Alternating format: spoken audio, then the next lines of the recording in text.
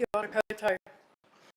Aiara e tamanui te rā, whiti mai ruka, whiti mai raro.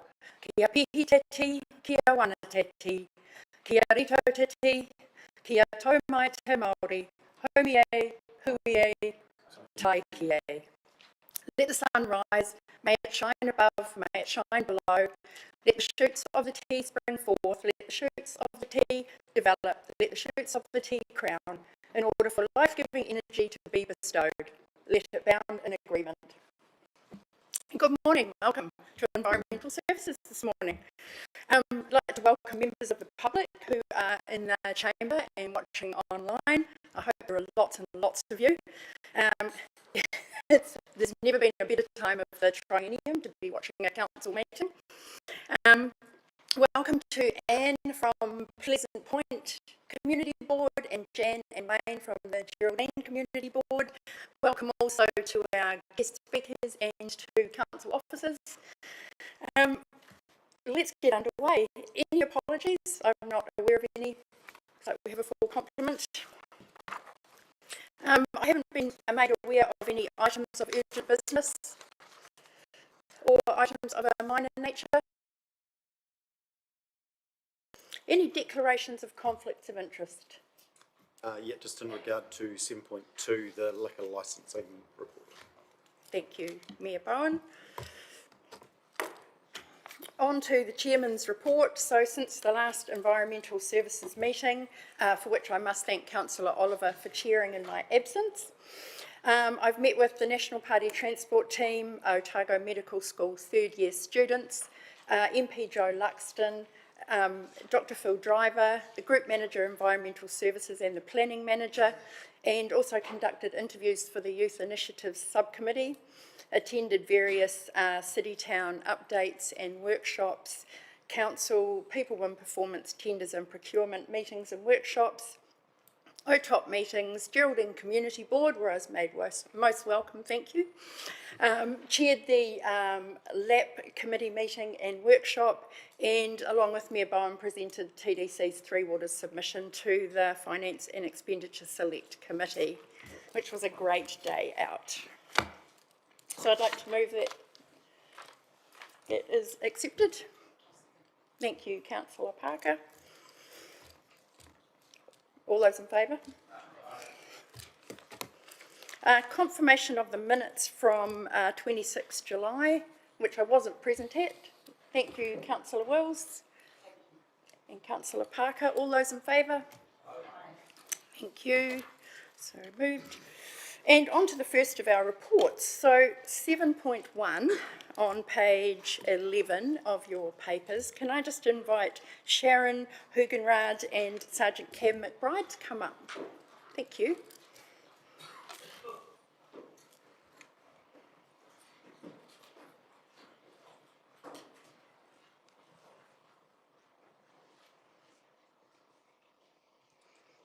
Welcome, thank you. You might need to turn your microphone on.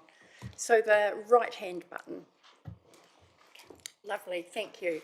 So we're going to look at your recommendation that we approve the request for a temporary liquor ban over Caroline Bay while Brew's on the Bay. Yes, so please. Okay, so this report is to request a temporary alcohol control area to be imposed on the Caroline Bay area for the upcoming Brews on the Bay event being held on the 1st of October for a period of 7 hours. The alcohol control area would provide the New Zealand Police with the ability to deal with a disorder or congregation of members of the public consuming alcohol for the duration of the event. You'll note that the area actually extends out into the bay. This is to remove the temptation for the public to use personal watercraft whilst consuming alcohol, listening to the music, but perhaps not such an issue at the moment at this time of the year. And I ask that the report be taken as read, and both myself and Sergeant McBride are happy to answer any questions that you may have. Thank you. Thank you. So we've got, thank you, Councillor Burt. All those in favour? Aye. So carried. Thank you. That was easy. Yeah.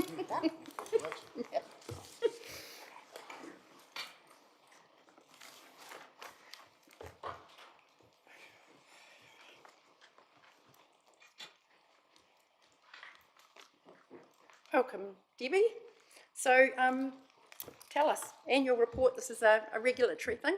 That's correct. So basically, the report just addresses the requirements under the legislation, under the Sale of Alcohol and Liquor Act, and and it also includes a survey which Arlo, or the Ministry of Justice actually sends out to us every year, and they tweak the requirements or the questions, should I say, for each report every year. So that's all included there. That survey goes, and this report goes up to the Ministry of Justice, and they compile a report going up to the Minister with that information. So that's just a bit of background. So I'll take the report as read, and happy to answer any questions. Thank you. Any questions for Debbie, Sharon, regarding the report? I'm happy to move that we note that report, receive and note that report. Thank you, Councillor O'Reilly. All those in favour? Aye. Thank you very much.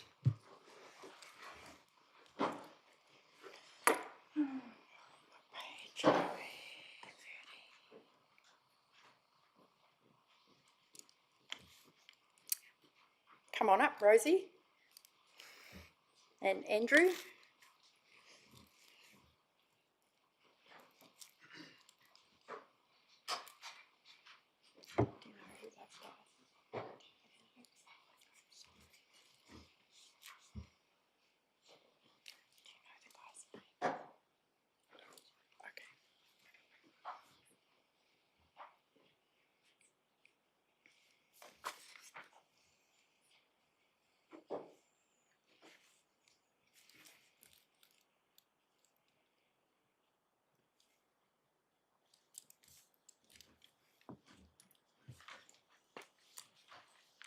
Good morning. Are we set? Welcome. Welcome. Now, one of you will be Alan Mcmahon. That's me. Welcome, Alan. Thank you for your really comprehensive report. And I believe you have a presentation for us. Yes, I believe we have, but Pardon? Oh, and your microphone, Alan, when you're speaking. Yep, your right hand button. Right. Yep, that's it. Perfect. We might need to wait a minute. Apologies to see what's happened to our presentation.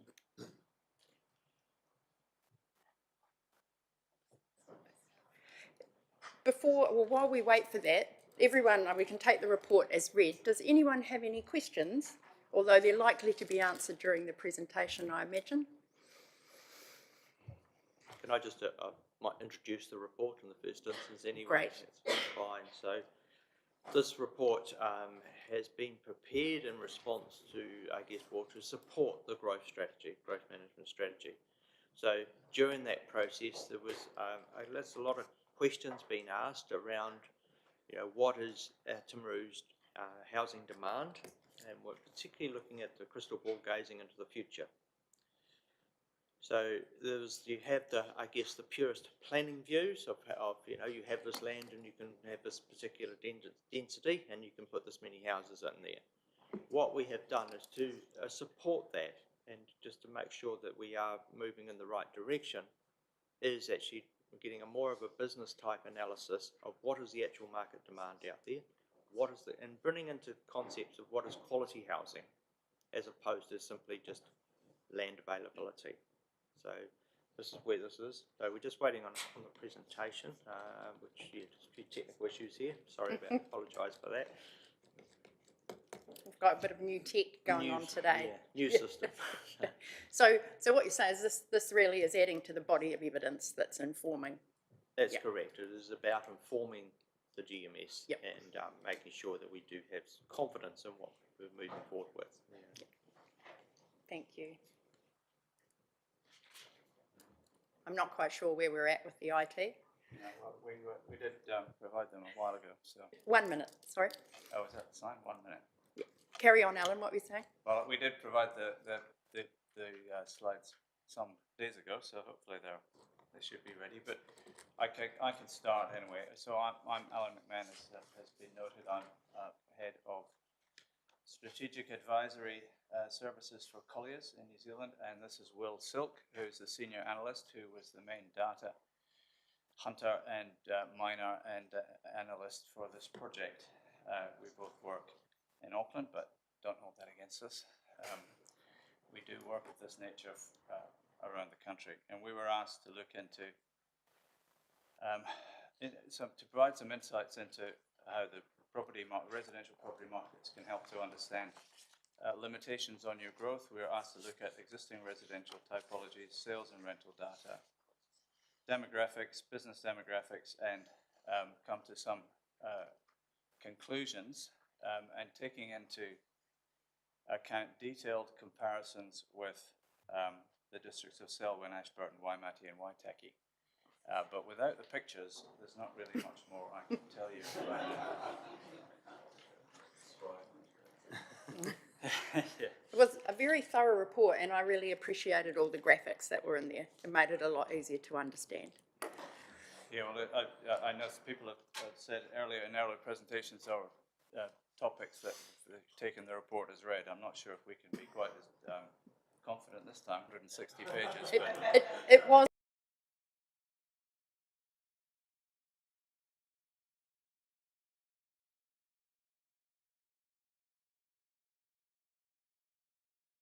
and then compared it in detail to the other four, and then came to some conclusions. We have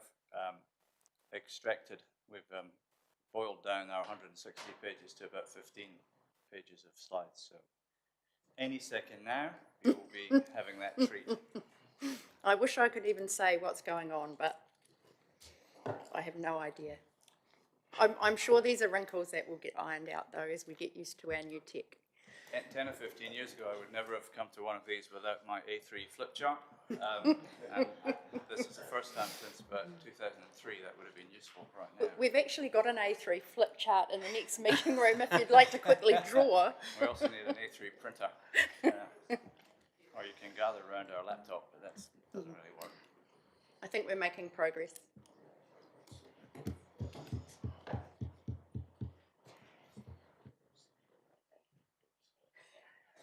Councillor Booth, did you have a question?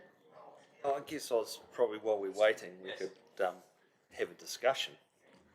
I guess from my point of view, I feel as if we've become a retirement home here in Timaru, and we need to change that somehow, and it's as if we need to probably do what we're not supposed to do, and that's like open up a whole lot of land and be radical. And so, your experience, we see other districts close by that are actually doing exactly that, and they're creating opportunities for people to build their own home, families to come, and we've looking to, the settings have been that we're promoting infill and trying to encourage people to stay within the city limits and go up, I guess. But we're only a small population, sparsely spread. What's the point? Should we be looking more broadly and opening up and doing something in some of the flatter areas? And how do we change? How do we change that stereotype of being a place for a retirement home, and which is what we appear to be? We've got a lot of economic growth going on, but we don't seem to be attracting the people. Well, that's the nub of the issue. And what we will demonstrate any minute now is that the population overall of the district is static, by and large. The number of the growth projected in the 15 to 39-year-old cohort, which is the key in terms of population growth and employment growth, is static to reducing. So the question is, how can housing, oh, here we go, good. How can housing help that? And we will discuss that, but I'll also try and give you an answer to your question now, that it's opening up of greenfields or providing any kind of new housing doesn't necessarily result in people buying it or it being successful and people moving into Timaru. Housing is quite cheap, so the price shouldn't generally be a major hindrance to that. But we know that there are employers in Timaru who cannot get people to work for them, and one of the reasons that they report back is that the housing, the options for housing are not appropriate for these people. But that doesn't necessarily mean that opening up greenfields land is the answer. It doesn't mean that anything in particular is the answer, because it's a complicated problem, but there's already quite a lot of greenfield land, as I understand it. There's also zoned land in the city centre, but there's buildings on them, and it gets a bit complicated. The median house price in Timaru is 440,000 or something like that, and it's not economic to develop new housing at that. You cannot, as you will know, you can't develop and sell at that level. It has to be 6 or 7 or 800,000 or something, depending on all the costs. If you develop in greenfields areas, the disadvantage is that they have to be serviced. The infrastructure to get to them can be expensive and difficult, and the developer at the sort of house prices that are achievable here will be reluctant to contribute a lot of that cost because their margins are already under pressure. Maybe more intensification or smaller houses towards the city centre might be an alternative option as well as that, or instead of that, where the infrastructure costs are less. The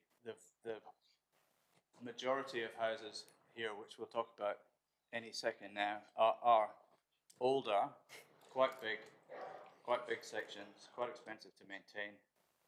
And if that's what you're looking for, a bigger house, then there's already quite a lot of availability, though not new, which is a very different thing. So I think there is merit in what you say, but there's also complexity, and it wouldn't necessarily, they build it and they will come argument doesn't really work in our view. However, we're in business. Right. So, Fingers crossed. yeah, well, no. Where am I pointing this?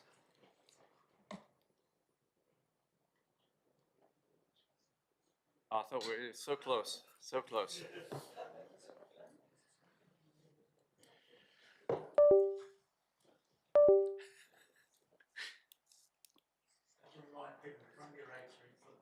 Yeah. Yeah, we could have done that. There is something nice about old school, though. There we go. Every time we want to change it, we have to get somebody to rush out the room, though, which is not ideal. No, I think we've got the dongle sorted now. We're good. Okay. We're going to sing out to them and they'll change when you Okay, we'll change now.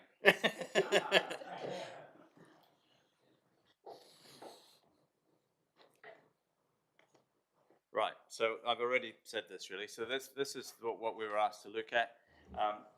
Existing residential typology, sales and rental data, local demographics, business demographics, as clues to the answers to the very questions that Councillor Booth was just posing. And we looked at not just Timaru, but Selwyn, Ashburton, Waimate, and Waitaki. Next, please. So this is the point I was making. This is the age of houses and townhouses and units in Timaru. Some of this data we'll be presenting will be known to you because it's from the census, which is now quite old, 2018. But other data is from we've collated, which you probably haven't seen before, from other data sources like Property Guru, which we subscribe to and use a lot.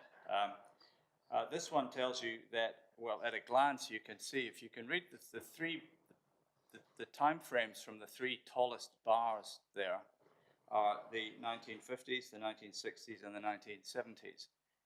And since then, each bar being 1 decade, you can see that the number of houses built in Timaru has declined substantially from then.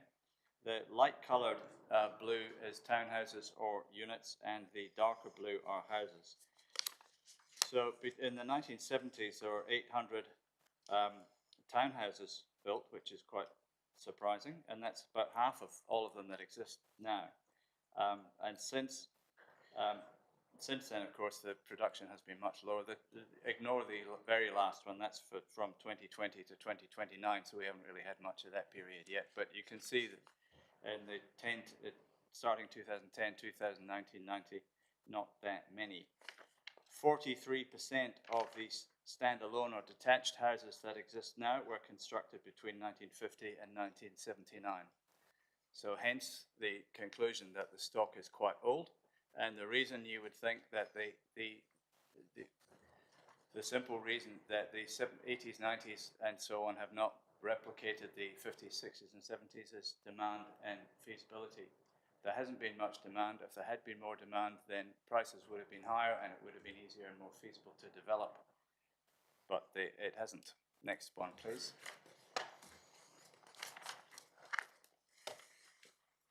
This the one that's easier to read there is residential building consents in the district, and the bars represent 1 year each from 2003. So you can see 2022 already. The very last rightmost bar is one of the highest, and we're only halfway through. So there have been a lot of residential building consents this year, but 87% of all of those in that whole period from 2003 were for standalone houses. That's the blue, and then the dark grey is for terraced houses, and the light grey is retirement units. So there was a bit of a blip, a bit of a boost in 2017. That's the tallest one of all, with a lot of retirement units. So that reflects the comment earlier that it is, a retirement town. It's not entirely true to say that, but certainly the proportion of over 65s is significantly higher than in many other areas. We're looking here just at Timaru for one or two more slides, and then we'll start the comparison with all the other districts. So next one, please. So here we're looking at house sales for just the 12 months between March 2021 and 2022 in the urban centre of Timaru. And so what we've done is compared the sale price to the floor area, basically. There is a relationship. Obviously, the larger the home, the higher it sells for.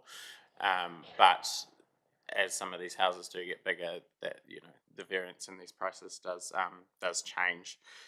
Most sales are sort of between that 350 and 550 mark, but to make development really feasible, the prices would probably have to be higher that were being achieved for these houses. Yeah. Next slide, please.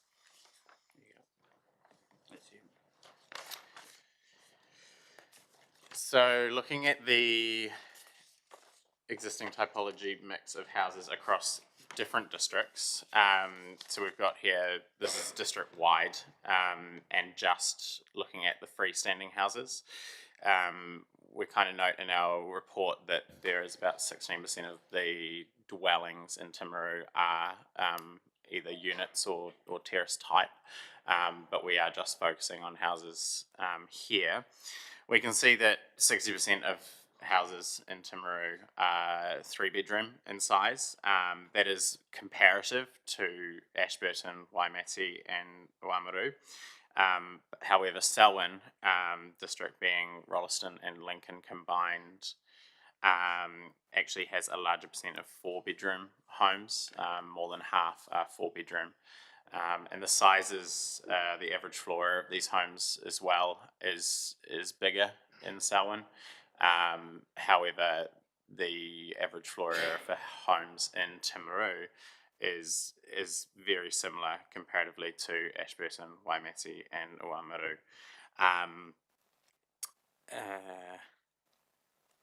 Yes. Okay, next one, please. Yeah.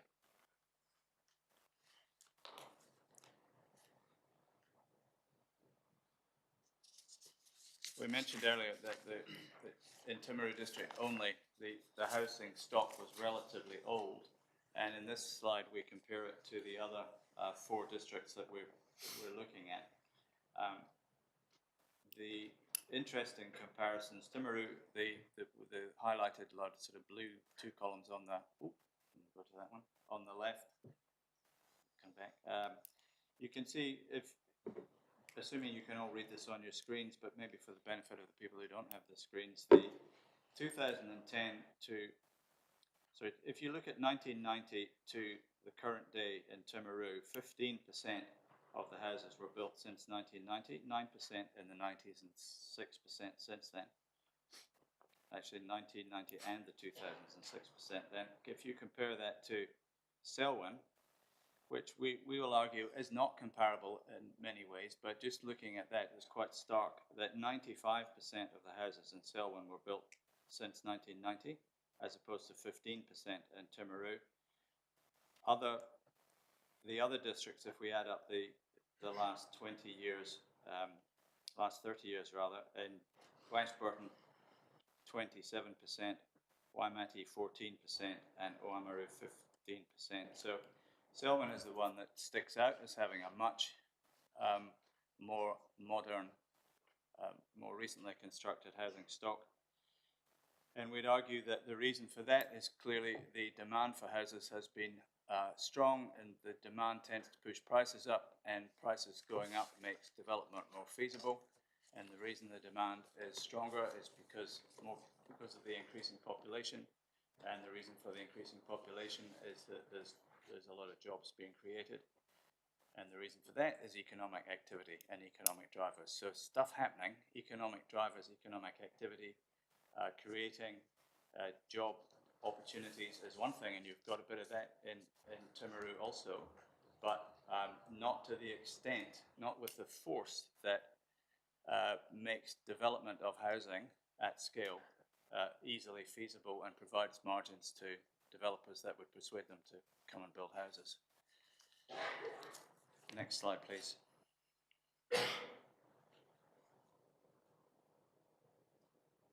Is that it? Yeah. Oh, sorry, I jumped ahead. Median sale price trends for houses. So looking at about the fourth row down there in the bold, we're looking at median sale prices right now, or in April 2022, which is the most recent data we have. In Timaru, 465,000. Rolleston, Selwyn, 798. The two parts of Selwyn. Rolleston, 798. Lincoln, 920. And the others, 400 and something, like Timaru. So the clearly highest by a margin, almost double in some cases, is Selwyn District, and it's for the reasons I just explained a minute ago. It's simply economic activity, economic drivers making development feasible on the back of strong population growth and a lot of infrastructure spending, which again is the provision of infrastructure. A, it's necessary for the development of new housing, but B, it's an attractant of itself. It's not just roads, it's schools, and it's shopping, and it's all the other stuff, the amenity that attracts people to an area. If you look at the 5 and the 10-year growth, that's the lower half of the table. Actually, growth in Timaru in terms of, this is median house price sale price, sorry. 10-year growth per annum, this is a compounded annually growth rate, reading across not that different, 7%, 6%, 7%, 6%, 9%, 9%, so that's kind of okay. Timaru stacks up well there, and on a 5-year growth per annum, again, okay, but Oamaru, Waimate have actually done quite well over 5 years. And if you look at the very last row, 12 months, you can see why, that Oamaru has caught up with Timaru, now has a very similar median sale price, which it didn't used to. It used to be quite a lot lower. And that's on the back of a somewhat astonishing 26% growth in the last 12 months, which we know is, if it hasn't stopped entirely, it's decelerating fast. So we'll go back to normal service will be resumed, presumably when we get more equilibrium back in the housing market. Next one, please. There's a lot of data in this, obviously, and you can read all this at your leisure, but this is a measure of activity, sales volume, how many houses sell and how long does it take to sell each one, average days to sell. And you can see in this again that Timaru in terms of days to sell, it's fine. It's all of these, in fact, if you look on the days to sell, April 22, across the 6, we've got five districts, but we've divided Selwyn into Rolleston and Lincoln. Days to sell, 32, 26, 26, 28, 29, 30. That suggests a market in equilibrium. Houses are selling quite fast. So although house prices are relatively modest and modest in Timaru, it doesn't mean that there's no demand. They're selling quite well. They're only taking 30 days to sell. It's probably a bit longer by now. We haven't got the data on that. But the growth in activity is zero. That's not necessarily a bad thing. It means that the market has been in equilibrium for some time. The increased number of sales in Ashburton, Rolleston and Lincoln, we note, is because there's been a lot more houses built there, so you would expect more activity. Next slide, please. So this slide again is looking at all the districts and is comparing rental bonds, being the number of active rental properties that have bonds lodged with MBIE, and the median rent for all property types. So this is very similar to the growth in median house prices when you sort of look at trends. The median price is higher in Selwyn and Ashburton, much as the median sales price is. Similarly, when you're looking at Waitaki and Timaru compared, if you go back to 2012, the median rent paid per week in April 2012 in Waitaki was actually less than it is in Timaru. However, and in April 2021, that rent was also still below. And in April 2022, you see that median rent has actually jumped above what that is in Timaru. And it suggests that people may have found more value in Waitaki in the past, and that has driven growth at an exorbitant level. Markets can get quite heated, and that does sort of create unnatural growth, I guess. And much like the median sale price, we sort of expect that will actually settle and simmer and stabilise more in line with what you see in Timaru. Yeah. Next, thank you.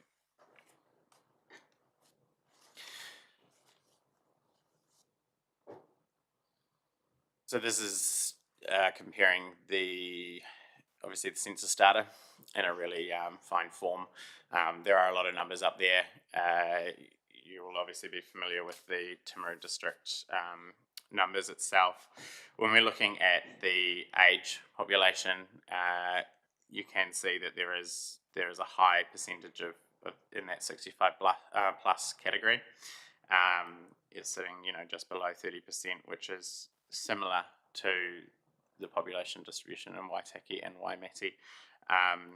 Selwyn and Ashburton again kind of sits with the high economic drivers and that economic growth, that there are higher percentages of younger people. And when you're looking at New Zealand as a whole, 18%, sort of around that 20% mark of 65 plus is a lower percentage of people in that age bracket. The personal income you can see is compared across there. Selwyn and Ashburton again more. Waimate, Waitaki, Timaru actually has the higher median personal income in 2018.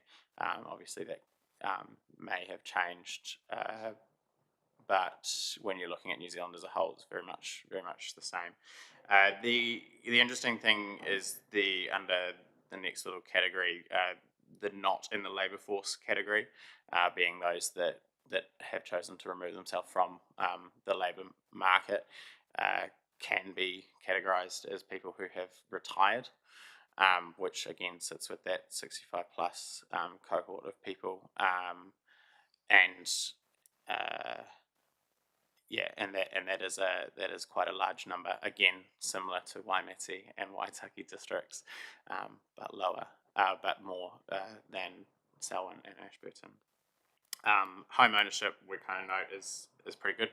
72% is above the national average, and is pretty in line with what you're seeing in other places. Selwyn is very high at 79%. Kind of indicating that a lot of that new development in Selwyn is actually being fueled by people coming into the market and building and owning themselves.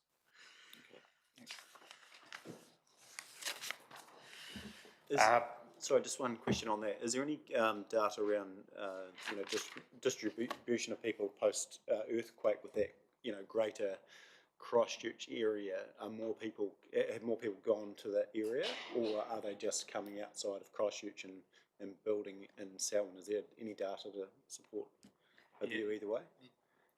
We don't have that data on us, but if you looked at the censuses or censi, to be pompous, they're all out of sync, as you know, since the earthquakes. But anecdotally, and in fact, you can see with your eyes that there has been a lot of movement out of Christchurch to Selwyn. Absolutely, we don't have the data on that because the censuses are too far apart. But yes, I mean, we know that has been a major influence on Selwyn's growth. Is a immigration from the earthquake affected parts of Christchurch. Just in relation to Selwyn, is there a combined Sorry. oh, sorry. Thank you. Just in regards to the Selwyn developments, is that a combined one, or is that council with private investment, or a combination of both? What is the biggest driver? Do we know those stats around that at all? No, we don't. I mean, that data is researchable in terms of what public investment there has been, but my guess would be both substantial, not one dominating the other by a massive amount. Right. So I think what tends to happen is that the public sector in some form, local or central, recognises that there is demand for a certain area. They put the infrastructure in, but it's preceded by private demand, but it requires that infrastructure to make it happen. So it would be firstly,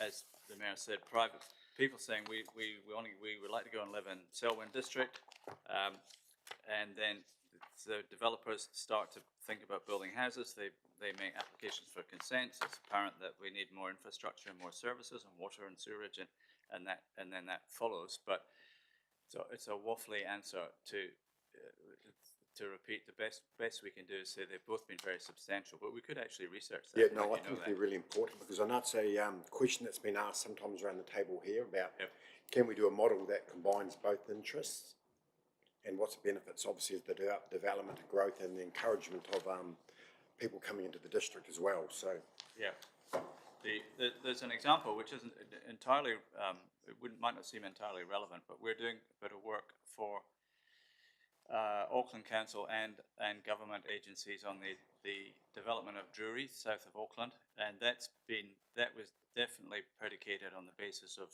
several very large planned subdivisions, which then clearly didn't have the required infrastructure. And First Council in Auckland, but then they didn't quite have the capital, and then consequently central government are investing billions in transport and water and sewerage and power and so on.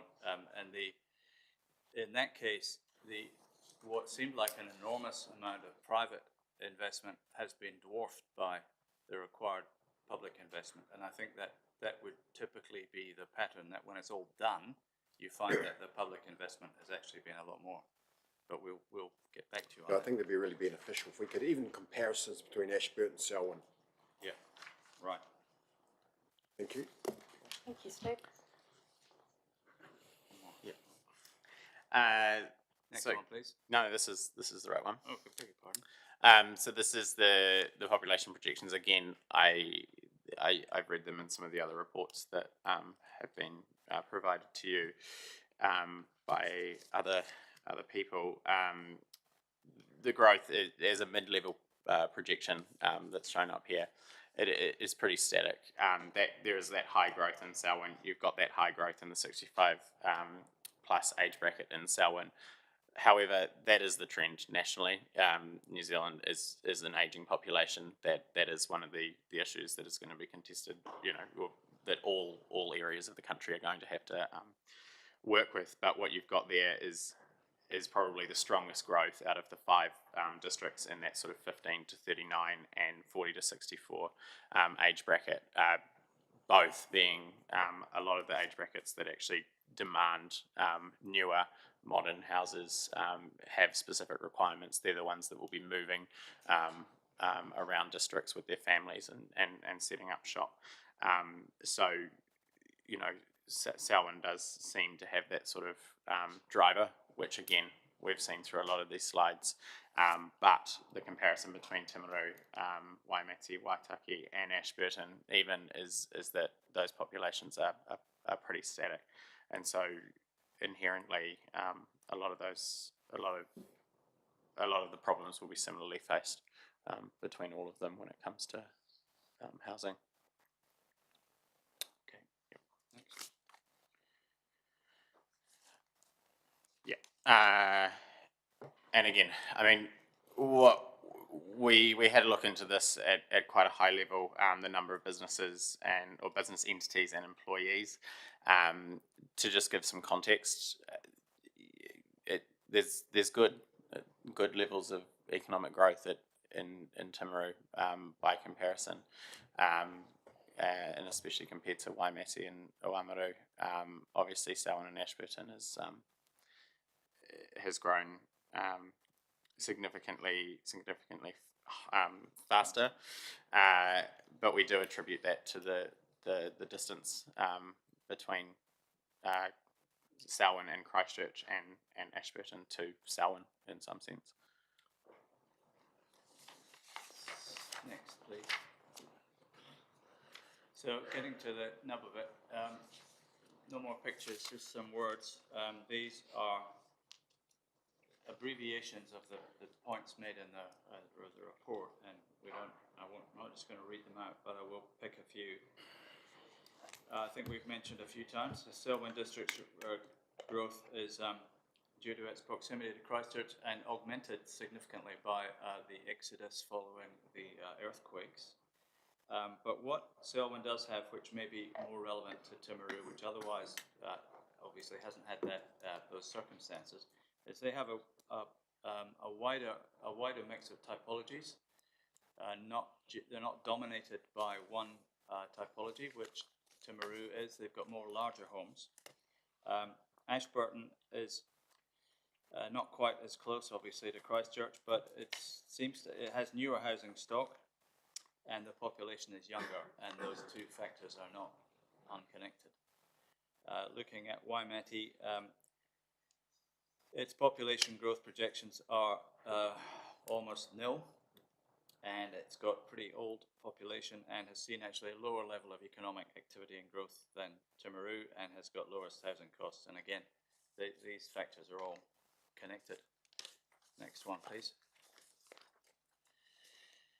And a bit more of a comparison here, just to Waitaki district, rather than the summaries to the others on the previous slide, because Oamaru is quite similar, quite a comparable town in terms of age cohorts, prices, rents, and that sort of stuff. And it's not close to a major centre. It's about the same drive time from Dunedin as we are from Christchurch. It has prices have grown in the last few years, but only to the point that it's matching Timaru. It's very similar, really. Houses make up 84% of all the residential property types in Oamaru, and it's at 80% here. Very few terraced houses. The only reason we think that Oamaru's done relatively well in the last couple of years in terms of house prices is just a catch-up, just catching up. It was a bit slow probably, but we think it'll probably progress similar to Timaru over time in the future. Next one, please. So this last slide summarizes 4 or 5 pages of our unreadable report, unmissable report. That was a Freudian slip. I'm sure you've all read. So the basics are that it's hard to build new houses, increase the typology mix or the options for incoming people when the population growth is about nil, and what growth there is in the non-working population largely. You've already got high existing home ownership. It makes residential feasibility challenging. It's not like there's thousands of people renting who would love to be able to buy. There's not that many renters. Demand pressure. You saw, if you remember that scatter diagram early in the piece, which Will described, there was a concentration of house sales, all those blue dots in a mass between 350 and 500,000. That's where almost all the sales are. There were a few dots further up, 6, 7, 8, 900,000, and there's a few of those sales, but there's one here, one there, one there. Sales like that are not going to, or the availability of houses of those small numbers is not going to change the future population growth or the demand for housing in Timaru. You need a lot more. These sort of things, we would summarise that there's a definite correlation between rising population, rising house prices, and rising economic activity, but they go in reverse order in a way. You need economic activity, which we have, which creates a demand for housing, which creates the feasibility of developing housing. And there's a little bit of that going on, but to really get the population increasing and to get more housing typology choices, you need more of that economic activity. If you were to invest in infrastructure, which I know is a topic of some debate, roads, schools, hospitals, civic centres, shopping, and improvements to the city centre of a more modest nature, that's all really important. If people considering coming to live here will look at not just how much does a house cost and can I afford it and where is it, it's what's the whole town like. So is it got a nice town centre? Is there stuff to do? What's the education like? What for my kids? How is it easy to travel in and out? All of that stuff. What's healthcare like? What's childcare like? None of this is easily soluble. It's big, long-term stuff. In terms of interventions, which you could do because all the things I described are going to take a long time, potential employment growth employment growth will certainly be aided by the availability of affordable housing. Not so much, or not for start again. There's a raft of new people would like to work in Timaru. There's jobs which are not very well paid, there's jobs which are very well paid. The very well paid, they might get a house, an $800,000 house in a greenfield subdivision, that's fine, but for the process workers or other less well paid workers, that's not going to work. So they will need either affordable houses to buy, and a 400,000 60-year-old house with a big section costs a lot to maintain, the section. It's all a bit daunting. Isn't necessarily attractive. What would be attractive is a small, say, a terraced house or a 2 or 3 bedroom terraced house or a townhouse in this near or in the city centre, either to buy or to rent. There's quite a movement now developing build to rent, like long-term rental buildings owned by one owner, not the traditional mum and dad investor. And we've done a lot of work in this area. And that's a perfectly valid long-term housing solution, a 5-year or a 10-year lease. In fact, the government's just defined build to rent as 20 houses, 20 dwellings or more in a single development where the tenants get offered 10-year leases. So that's perfectly valid housing option. You could think about that. You could think about encouraging more smaller house types, and they typically would be in the inner suburbs, because if you want a big house, you're probably happy to go to a new greenfield subdivision. There are, in terms of kick-starting the process, because otherwise it's quite a long process. You can intervene. You can offer land free. You can defer settlements. You can do all sorts of stuff, but that's risky and potentially expensive. Otherwise, it's just increasing the availability of more modestly priced but really high quality new, smaller houses is probably the single most important thing we think could be done. And that's the end of our slides. Thank you very much, Alan, and really great in-depth stuff, and it's really good for us to have that expert opinion to inform our decisions. Thank you. Thank you very much. Thank you. Anything else to add, Rosie?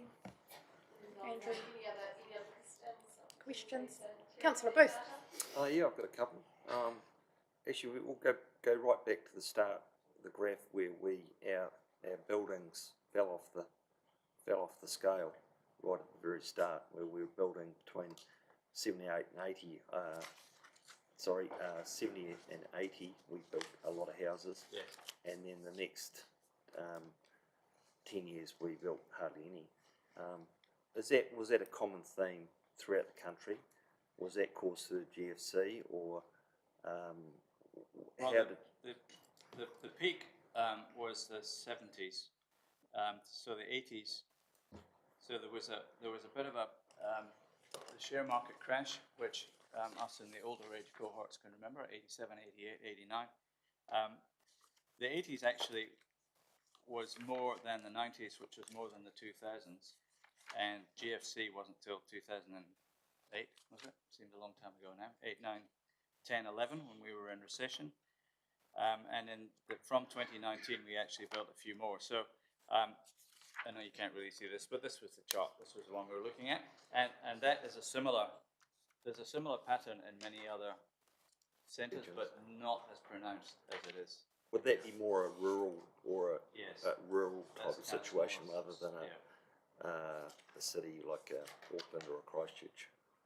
I think I've been around for a while, but I wasn't involved in building houses in the 1950s, the 1960s, or even the 70s. But my sense is that it was a lot easier. Okay. It was much cheaper relative. It was obviously much cheaper, but even relatively compared to the cost of living and wages and so on, it was a lot cheaper then. Government was encouraging. Mortgages were very, very, very cheap. And known to be cheap for a long time, not just like last year, they were 2%, now they're 6%. That's a different thing. So yeah, it was easier, and that is the general national trend. But as I say, it's much more pronounced here than it would be on a national scale. Could that have been caused by change of government? Perhaps they're building a lot of state houses, perhaps in that period of time, or obviously you mentioned government assistance. Yeah, that sort of thing. Yeah, okay. Then I want to go back to your graph which was around about number of business entities and employees, and we are well ahead of actually all the other districts. And so that sort of either indicates to me that we've got a lot of double income families, perhaps, or those other districts that people are travelling out to work out of the district, but nevertheless it's quite substantial, and I guess how do we create that stepping stone for people? So we've got a lot of people who bought a house, a $440,000 house in Timaru. They've got a young family, 2 incomes, and they want to actually build a new home and in a new community, and therefore it's like moving up the ladder.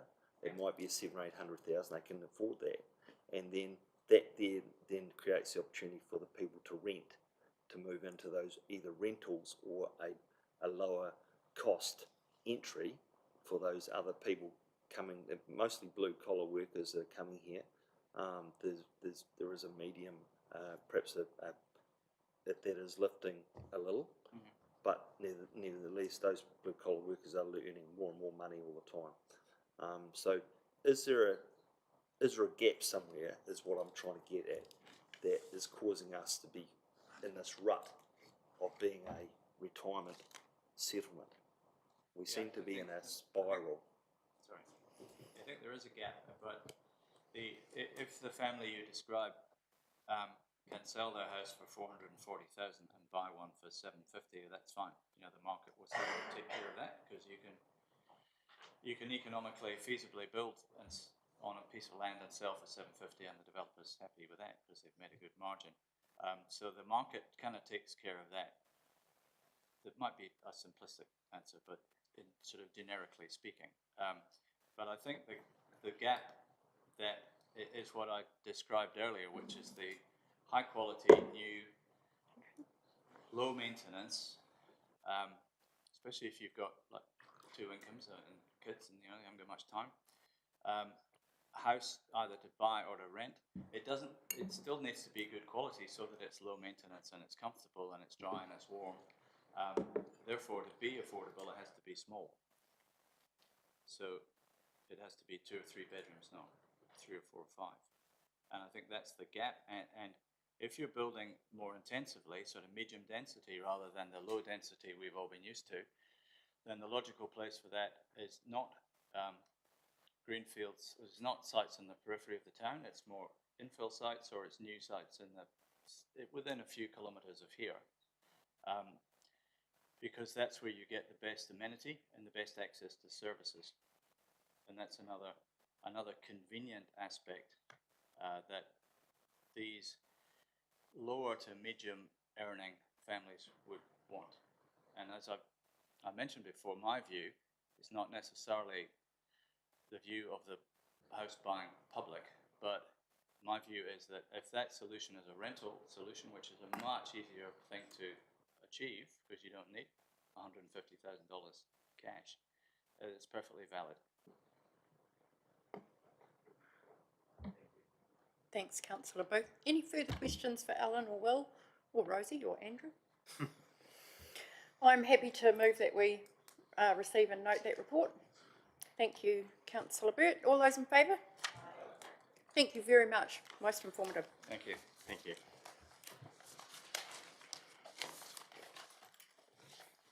And we'll move on to report 7.4, page 208 in your agenda. And I'll just ask Paul to kick us off with this one. Thanks, Paul. Thank you, Madam Chair. I just wanted to say a couple of words just to frame this report at a high level, that when I came back to Timaru District Council sort of 15 months ago, it was apparent that we had a gap in knowledge in terms of what was happening at a granular level in our market in terms of land use. So it became very apparent that we had to do this body of work to get to this report today. And I think it's fair to say from that previous presentation that we now have that level of knowledge that informs this report to justify this sort of balanced position that we've arrived at. So with that in mind, and all that effort and work that's gone on in the last 12 months by the planning team and our consultants on our behalf, I'll hand over to Hamish to speak to the report. Thanks, Paul. Welcome, Hamish and Megan. Take it away. Thank you. Tēnā koutou. So this really is the topic that for many people lies at the heart of what a district plan is all about. And as we've been hearing today and in subsequent workshops, there's been a lot of work which has gone into the preparation of this report, a lot of thinking and a lot of discussion. And really this paper draws together a lot of those threads. The focus of a lot of this discussion and work has been on the greenfield land, and there's a lot of debate that has gone on at an international, national and local level around the supply of land, which is inelastic. It's many ways it's very different from other markets. What we've got here really is a little bit of a vision that looks ahead 25 years. Acknowledging though that there are trade-offs of upzoning rural land, and that's increasingly recognised through both national and regional policy. So as Paul said, it's been a bit of a balancing act, and I guess it's going to require, if council takes this forward with the district plan, a lot careful management through subsequent confirmation of details in terms of how it's going to look on the ground. We've already touched, I think, with Colliers this morning on some of those issues around demand and funding and infrastructure. But for what it's worth, what we've produced, I believe, allows room for significant flex and expansion should that need arise. We've done a little bit of testing over the last couple of weeks, and in terms of talking to people out and about in the town. We've done Timaru, Temuka, Geraldine, and the results were fairly pleasing. It was a fairly small sample size of people, but some quite well informed questions. We're looking at more zoning of land in Geraldine and Timaru for residential zoning, and that seemed to find the right mix. In a couple of other small towns, there's some rural residential additional zoning as well that's gone into that. So we've been on a bit of a journey, as Paul said. It's something that the team have acknowledged since the start of the process. It's been at the very heart of what a district plan is all about. And going forwards, though, if we do accept these recommendations, then there still needs to be more discussion, potentially around some of those ideas that have been mentioned earlier around how do we stimulate more housing building and maybe incentivising developers getting infrastructure in place and keeping the viability of the centre town going. So that's probably all I need to say. Thank you. Thanks, Hamish. Great report, easy to read. Any questions for Hamish or Paul or Megan? Councillor Piddington. Thanks. Hamish, just regards point 24, the exception is O'Neill's Place in Redruth. I got an article from the Herald off the front page on the 25th of May where that developer said he got a resource consent to build land or to build houses. So which is it? He got a rural consent. Well, yeah, essentially a subdivision consent to break some of those land into some smaller parcels, but it's not really, there's a world of difference between that and intensive housing development subdivision. I did also take note of that article, and I don't think it quite captures the spirit of that resource consent that he did get consent. So he can't do the 150 houses he's claiming here.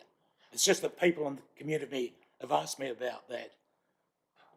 I think I'd need to go into that in more detail with you afterwards. Essentially, though, no, he hasn't quite got what is set out. If that's what you've taken away from that article, then no, there's a lot more work involved in that. There's a subdivision plan in that article. Thank you, Councillor Piddington. Any other questions for Hamish?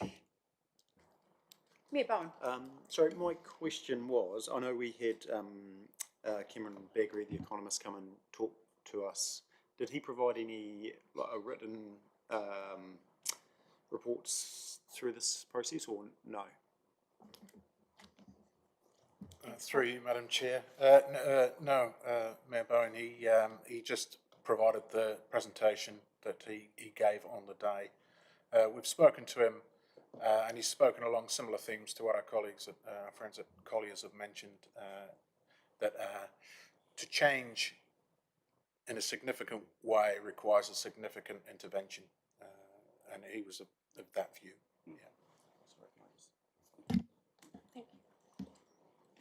Thank you. Yeah, I think just the one point that he raised, which I thought was of interest in looking to the past report around our age of building stock, is that factoring that percentage replacement in, and it still has to be delivered by developers. But it is an interesting, point. And if you look at the average age of a house, say 80 years, that's another 1.25% of demand that, should be factored into growth projections. Thanks, Mcmahon. Councillor Burke.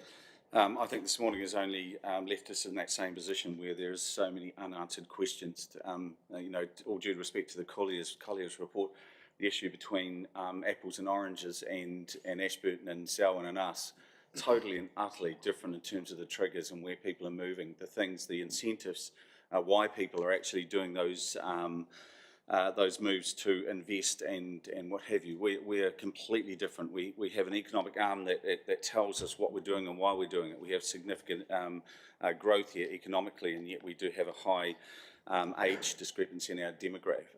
We have the ability to bring people tomorrow for low-end jobs. But we need that housing gap, and we need rentals. Rentals, if you're an investor in rental at the moment, you'll know that so many incentives have been taken off you, ripped away. It's not even worth it unless you decide to unlock the benefits of a 10-year build to rent, which this morning it opened my eyes that potentially that could be something, if we were a council, to look at that. That's something we probably could do while that's available to us. Other than that, there's a lot more work to be done, a lot to understand, and I think I'd like to move that we take recommendation B, proceed in line with the updated recommendations of the plan study for additional controlled greenfield zone land. I'd like to move that. Thank you. Do we have someone to second? Thank you, Councillor Oliver. All those in favour, just say aye. Aye. Aye. Anyone against? So moved. Thank you very much. I think that concludes the Environmental Services agenda for today. Thank you very much, all those in attendance.